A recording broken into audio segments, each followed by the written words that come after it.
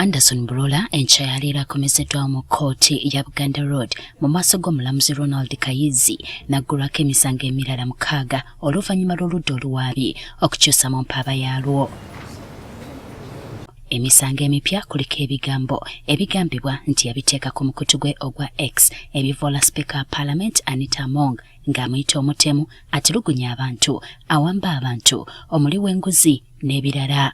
Between March 2024 and June 2024 in the areas of Kampala district or thereabout, while using a computer via X handle at Hada HB, shared malicious information about the Right Honorable Anita Among, the Speaker of Parliament of the Republic of Uganda, that she is a murderer. Wabula emisango gyonna Burora agyeganye.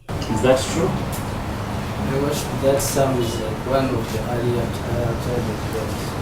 Mbo bannamateeka be nga bakulembeddwamu akulira ekibiina ekita bannamateeka mu ggwanga Bernard Owundo basabye omulamuzi omuntu waabwe yeeyimirirwe. Your worship, I continue to appeal to you and we continue to pray that you grant bail to the accused person. Kubaleeteddwa okumweyimirira kubaddeko Georgina Nyabitonde mukyala we ne Yasini Katwere ow'oluganda lwe. Nyabitonde Georgina, you are 31 years. Where do you stay? Wabula kkooti temukkiriza kweyimirirwa oluvannyuma lw'oludda oluwaabi okutegeeza nga bwe lwetaaga obudde okwekenneenya ebiwandiiko bya bano abaleeteddwa omuntu waabwe okweyimirirwa. So a strict requirement to verify all the information that is provided by an accused person in a bail application. It is on that note, therefore, that we seek an adjournment